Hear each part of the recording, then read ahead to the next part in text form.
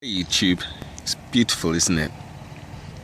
This is another in my process of deconversion, and this one's about the world being a terrible place and it's got to end. I've always loved history. I quickly learnt that in the span of recorded history we've always struggled with the same fundamental problems. It's said that an ancient Egyptian had graffitied a pyramid with the words, "It's not easy being a human." My parents made it clear to me that I was growing up in the worst time ever, and it must end. I'd been told that 1975 would be the end, and because of that, hadn't paid as much attention to schooling as I was capable of, and my parents were directing me towards manual labour work that didn't really suit me. At no stage in my life had I ever been me. There was always someone or something else to please, whether they were aware of my sacrifice or not, and I'd had enough. I wasn't going to get baptised, and this was the form my early teen rebellion took. I was polite but stubborn. Jesus was 30 when he took that burden on, and he was God's son and the perfect example. The elders left me alone after I told them that, and I was labelled a goat. I never understood what God had against goats. Didn't God make goats too? It was a simple matter to test these claims of end times. My parents had been buying a volume of the Encyclopedia Britannica each month from the travelling salesman for several months now, and I found about simple flu killing millions before we had an effective vaccine, an old China war killing 40% of the recorded population, child labour, the systematic extermination of Native Americans, of Native Australians and other atrocities. Then it occurred to me that Jericho, the flood, Sodom and Gomorrah, angels slaughtering thousands whilst they slept, the Egyptian firstborn, etc. were all evils too. What makes one life more important than another?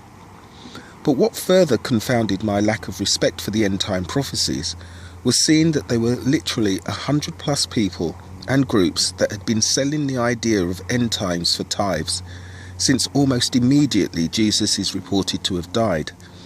It's not very impressive.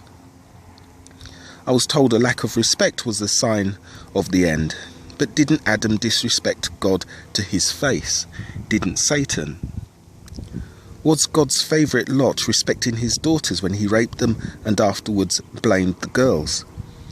I was told earthquakes were signs of the end, but the Bible has people being swallowed by the earth on God's command, the walls of Jericho falling, and a blind man pushing a Colosseum over. But the fact is, the biggest quakes happened in China a few hundred years ago. It was so big, it makes our events look insignificant. I also read about plate tectonics, which explains quakes. Nowadays we can predict them. It's not Jehovah shaking the earth like the old Jewish sheep herders thought. As for wars and rumours of wars, when someone makes a claim of this nature, it implies that before this there was universal peace. Clearly wars and news of war have been a constant in history. Violence dates back to the Garden of Eden itself. As a prophecy, it's pretty unimpressive, and this is as good as the Bible gets. In fact, the Bible does a worse job than Nostradamus. At least he gave cryptic names and dates for his predictions. According to the Bible, God often ordered war, and the death count was awful, despite the fact they didn't have bombs. Do you think that King David or Saul or Jephthah or any of God's favourites wouldn't have used nerve gas if it was available to them? So apart from technology, how can the detached observer tell the difference between biblical violence, which according to the tone of the prediction itself should have been non-existent, and today's events? Logically, we can ignore that biblical claim that this is the worst time ever.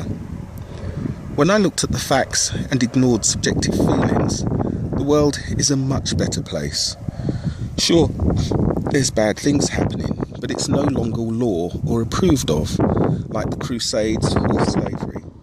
Those things are now being treated as the equal they were always. I found the number of wars had actually reduced. Starvation is reducing. We no longer run around looking for witches to kill. Look at how women are treated compared to yesteryear.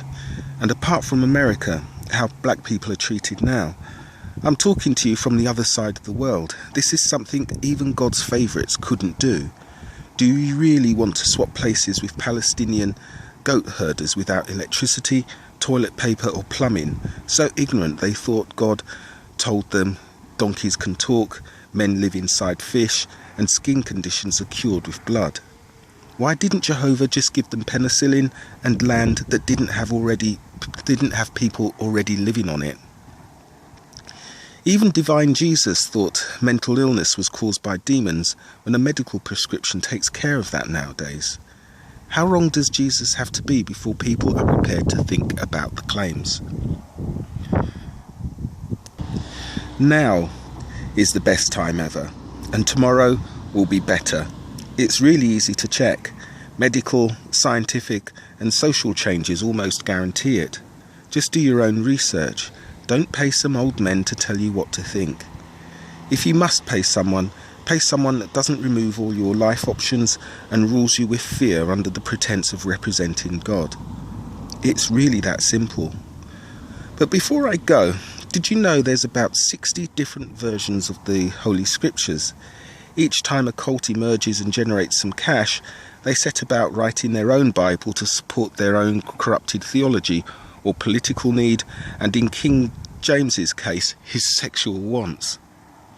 The earliest English Bible, the Oldham, dates back to the 7th century, and since then every charlatan rewrites the Bible and claims it's what God really meant to say, but couldn't express for himself. Our own New World Translation Bible is nothing like the original texts, and are still subject to random changes and deletions. Surely this cult cares not for the word of God, and clearly God isn't able to protect his only word to us, even though our very lives depend on it.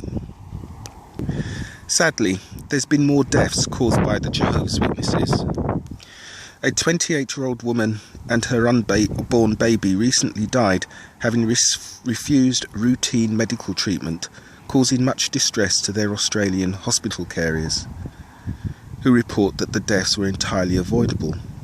This raises the ethical issue of whether the mother committed suicide and whether she had the right to take another potential person with her over a religious idea no one can prove, and the child have absolutely no idea of. And while this was happening, her extended family must have just stood and watched their wife, daughter, grandchild, son or daughter die in front of them because some old men in America told them to do so. That's what you get when you let others do your thinking.